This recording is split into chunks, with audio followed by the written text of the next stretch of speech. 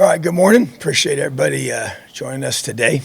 Just wanted to give an update on Michael Penix, and just wanted to just start by saying that he does have a AC separation in his left shoulder, so he'll be rehabbing that, and he'll be week to week.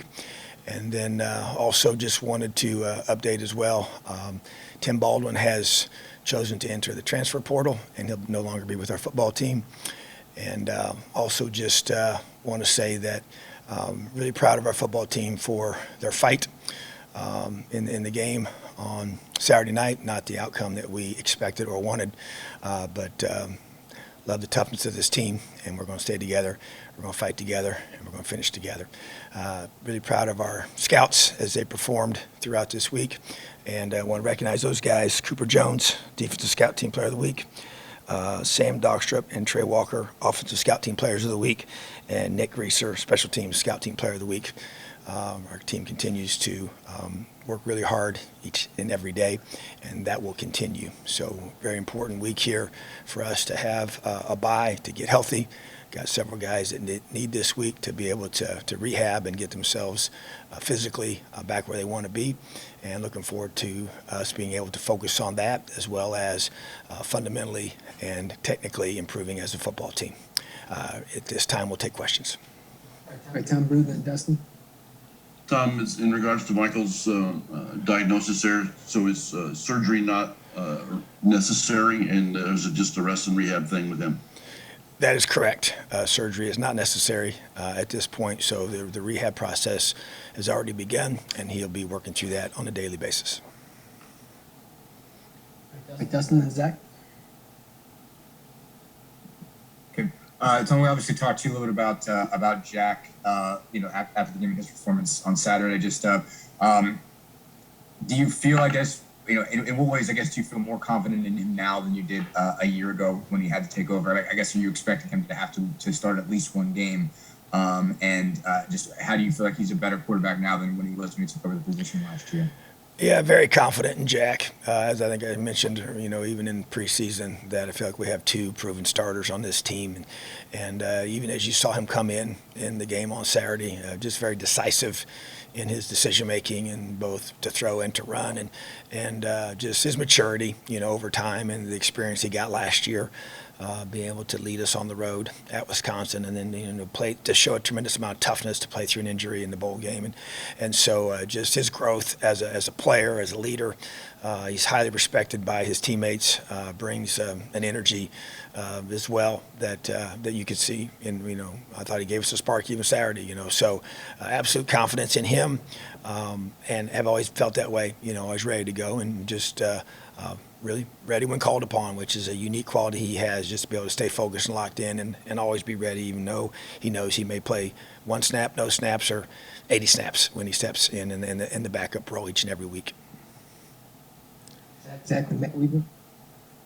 I guess just returning to Mike, Tom, kind of, what is the process for him now? I know you said surgery is not necessary. Is that kind of a definite thing, or is it something where he could get into his rehabilitation and basically find that maybe it is, or is it really just something that at this point you say, we know that's not necessary, and we're just kind of hitting rehab now? Yeah, I don't know that you can just rule that out at this point. I think that they're just being very transparent. There's some unknowns with the rehab process. Definitely right now is not felt to be necessary, but that's with the expectation that the rehab will be effective. So don't know that at this time, and don't know exactly the timetable when you would know that, but obviously right now we feel confident that the rehab process will allow him to be able to heal and to get back to where he can be effective. So, but at the same time, we don't know all those answers at this point. Matt and Kevin. Hey, Coach, how you doing? I'm doing good, buddy. How are you? I'm okay. I'm assuming with Jack now being, or if he's a starter, Don McCauley moves into the number 2 role. How does that change? Obviously, I'm guessing more snaps in practice, but any chance of him getting in the game? I know I've asked you about this before, but getting him more acclimated and getting him some snaps in the game. No question, and there's no doubt he'll be increasing his role in practice, and he's already been heavily involved, I would say, throughout this whole process, and he's been getting quite a few snaps, and that will increase for sure. And he's obviously, if as moving forward, he would be the number 2 guy if Jack's the starter. And so, bottom line is that Don McCauley is a very gifted athlete and a very good quarterback. So excited for him and his opportunity to continue to grow and develop as a player. I've been very impressed with what I've seen so far in both his attitude, his leadership, as well as his ability to learn our system. So, yeah, his role will definitely increase. Kevin Brockley and Jim Claw. Yeah, Coach, what more did you and the staff kind of diagnose offensively in the film when you reviewed it on Sunday in terms of some of the issues with regards to performance? To me, we went through and did our normal process, but also very much additional time, with myself and our offensive staff one-on-one, watching every single snap, going through and evaluating our scheme, evaluating our execution, evaluating our techniques. Definitely going to make some adjustments there. There's no question. The performance was not acceptable, not to our standard, not good enough.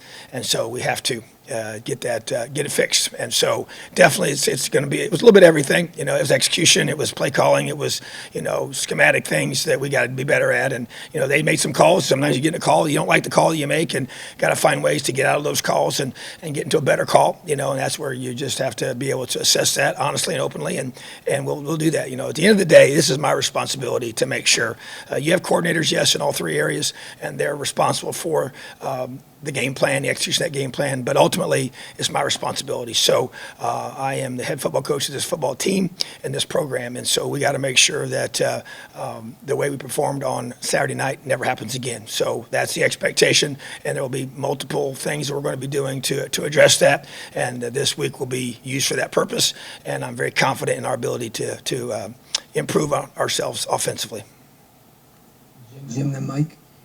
Hey, Coach, you lost to your second running back of the season through the transfer portal, Tim Baldwin Jr., I think I saw now. So what is that? Your depth is hit, obviously taking a big hit there as you try to get this offense rejuvenated. How hard is that adding to that process? Well, there's no doubt it affects our depth without question. And so other young men are going to have to step up. We do have several in that room. David Holland, as I mentioned, as a freshman, will have opportunities to be able to step into that role. Charlie Spiegel, another young man that's here, has been here in his second season, understands our system, big, strong young man that has done a good job for us, and so he'll get his opportunity as well. And so, yeah, so to me, it's other guys will have a chance to step up and fill that void. So bottom line is that this is a football team. And I want guys that are all in, bought in, and ready to do whatever is necessary and whatever the role may be, that they're the guys that we can count on, that they're smart, tough, and dependable. And that dependability piece is a huge thing. So, that to me is this is the awesome thing about this sport. That's why I love football so much, that we always say 2 things reveal who you really are. And that is over time and with pressure. And time and pressure reveal who we are, and they expose things. And so to me, it gives us a chance to really know who our players are and who we can count on. And when things get hard, you want to be able to have guys that that you trust and you can depend on them. So that's what we're figuring out as this process goes through, and that's what adversity does. So excited to see this team respond and see who steps up into those roles. Mike, then Ken Bykoff. Yeah, hi, Coach. Is this bye week an opportunity to go back and take a big picture look at where this offense stands right now? And if so, kind of what are 1 or 2 areas of the offense that you're focused on over this span? Well, I would say for sure that would be accurate. And, we go through and we'll have a self-scout evaluation that the guys are going to be given to me here by Wednesday, and we'll know exactly on both sides of the ball and special teams. But obviously defense is an area that has played well predominantly of the time, but still we're going to work at that to improve as well in some key areas and execution at critical times.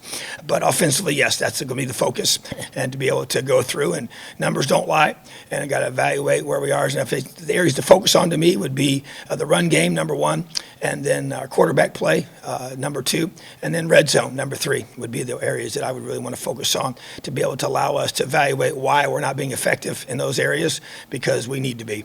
And we've shown some glimpses at times, not very many on Saturday night, but you got to look at the whole big picture in all 5 games and evaluate that. So yeah, we'll do a thorough analysis of our offense, where we're at, what we need to address, and how we can get where we need to be. And then Dustin. Coach, can you hear me okay? Yes, sir.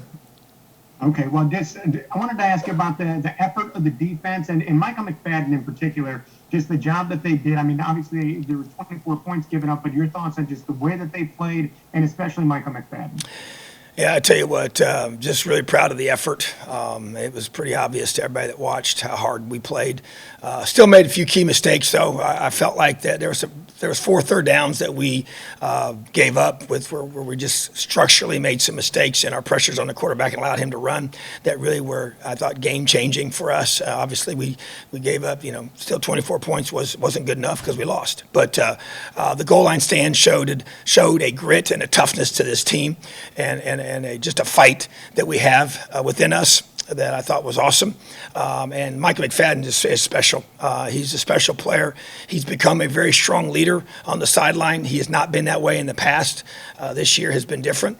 He's become a verbal leader. He's always in the past played really, really hard and played well, but has never verbally led, and that has changed. And so that's really elevated us as well. And you also got, C4 doing a phenomenal job of doing that too verbally. Ryder Anderson verbally as well on the sideline, even though he doesn't play a lot defensively. Thomas Allen's leadership on the sideline is obvious and evident and consistent, and it makes a difference. But bottom line is that Micah is a special player. He plays with such relentless intensity. He's a great finisher, runs the defense, takes ownership, and takes it personal. And I'm telling you, we had a lot of guys dinged up on Saturday night, and they just kept playing hard. And their attitude was phenomenal. And the fight on this team is reflective, I think, of that personality that this team has. And this is a tough football team, and we faced a lot of adversity, played some tough games, and played some really good football teams. And we just got to stay together and keep fighting. But I think what you saw of our defense is indicative of this team. Dustin, then Kevin. Tom, my apologies. 2 quick ones. One, I guess we've mentioned Tim a couple times. Can you tell us what Tim's reasoning was for entering the portal, and also just what's your evaluation been? What stood out to you when you watched the offensive line from Saturday? What stood out to you is what the issues you've had there so far? Yeah, you can ask Tim that question. And so I would say the thing that stuck at me about the offensive line is, we didn't play good enough, and there were some times where we held up in our pass protections against a very aggressive defense. But just being able to execute some key techniques at critical times and key downs, I think even also just on the 4th down run, being able to read it properly as a running back and be able to hit it in the proper spot and make the proper read. There were some holes there at times that we did not take advantage of. So it's a collective group effort. It's not just the offensive line, but to me, to be able to be more firm at the point of attack in both the run game and the pass game, and we just got to keep getting better in that regard. So to me, there was the effort was there. To me, it's about focusing on technique, which will be an emphasis here these next several days of practice during a bye week to focus on fundamentals and technique and working on our combinations and being able to do what we do together and working and moving together. And that will continue to be an emphasis. So to me, not good enough performance, must get better, and will get better. Kevin, last one. Yeah, Tom, you mentioned other guys being dinged up. I think it was Raheem, right? Reese Taylor, and obviously Taiwan. I mean, where are they this week? And how do you handle the bye week with those guys? Yeah, the good news is with all those guys that were injured on defense, they all have a prognosis of expecting a full recovery in the short term. But that for some of those guys will mean that they will not practice this week. The goal is to get them ready for Sunday night's practice a week from yesterday to be able to get them ready for a full week of preparation for Michigan State. But many of those guys will be rehabbing heavily this week, but fully expect them to be able to recover and be full speed for the second week of this 2-week window. All right, thanks, Tom. Have an awesome day, Elio.